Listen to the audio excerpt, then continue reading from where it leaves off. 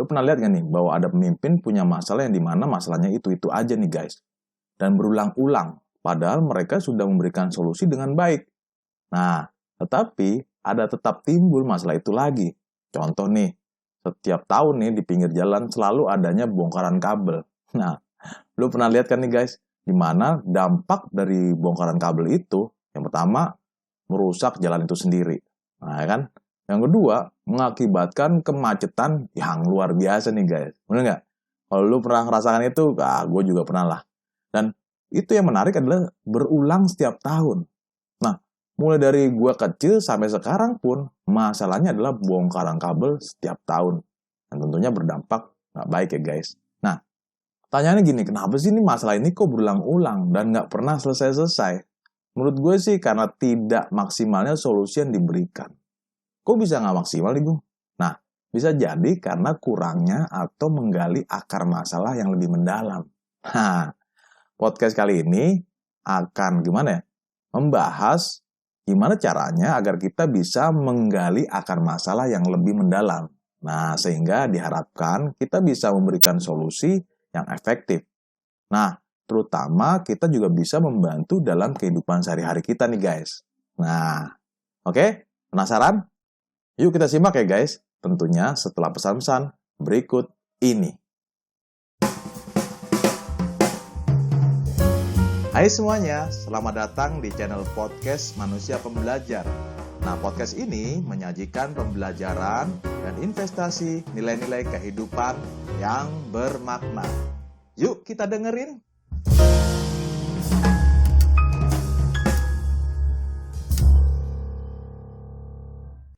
Nah, setiap orang tuh pasti punya masalah. Namun, bagaimana kita mengelola masalah itu untuk mencari akar masalah itu ya guys?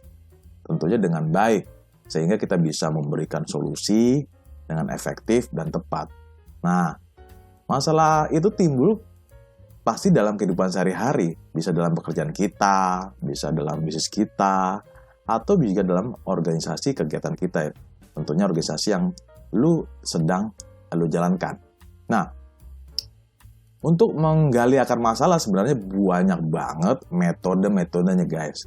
Namun, gue akan lebih memberikan sharing yang lebih sederhana yang mungkin bisa membantu mencari akar masalah yang ada.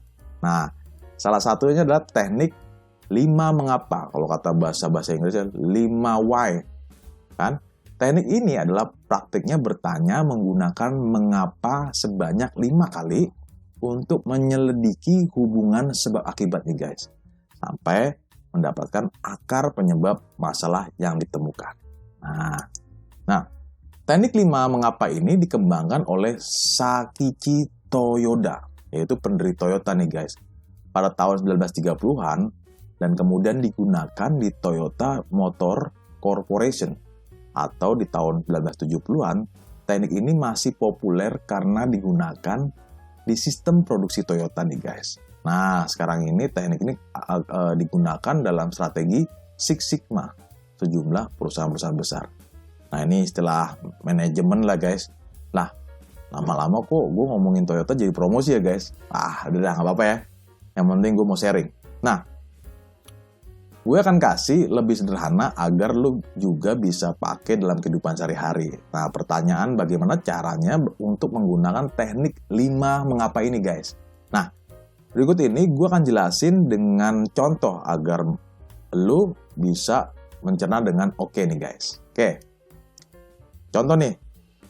Masalahnya adalah datang terlambat di tempat kerja. Nah, katakan masalah lu datang terlambat di tempat kerja nih guys. Pasti keterlambatan ini akan membuat lu dimarahi atasan lu ya enggak? Nah, kira-kira lu pernah nggak nih dimarahin atasan lu gara-gara terlambat? Nah, oke. Ini mungkin buat inspirasi juga ya guys contohnya. Untuk menggunakan teknik 5 mengapa ini, mulai dengan mengajukan pertanyaan tentang masalah itu nih guys. Setelah itu, jadikan jawaban sebagai pertanyaan yang baru. Contohnya seperti bawah ini. Yang pertama, mengapa gue datang terlambat di tempat kerja? Oke, jawabannya adalah karena gue terjebak macet. Gue ulang lagi pertanyaan pertama. Mengapa gue datang terlambat di tempat kerja? Jawabannya adalah karena gue terjebak macet. Oke, kita masuk ke pertanyaan kedua nih. mengapa gue terjebak macet? Jawabannya, karena gue keluar rumah pukul 7 pagi. Mestinya pukul 6 pagi. Ulangi lagi. Pertanyaan yang kedua, mengapa gue terjebak macet? Karena gue keluar rumah pukul 7 pagi, mestinya pukul 6 pagi. Nah, itu baru pertanyaan yang kedua, guys.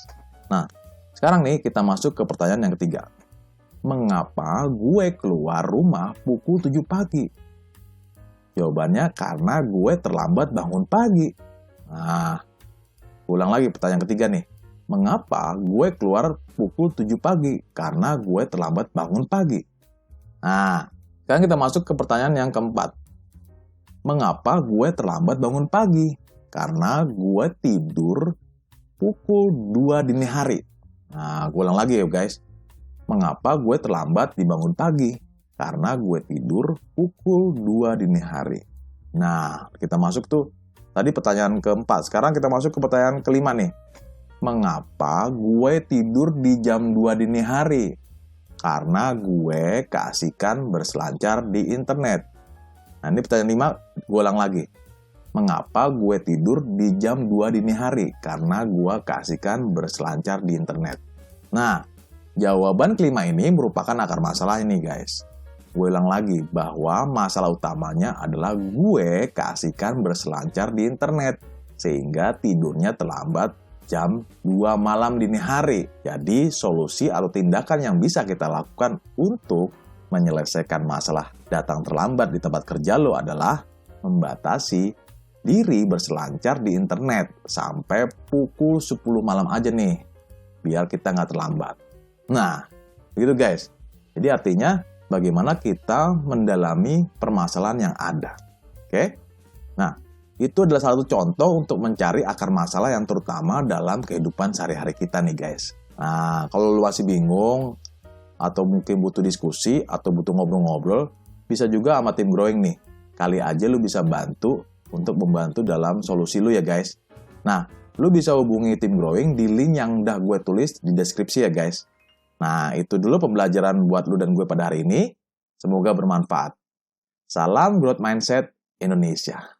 Leadership is fun.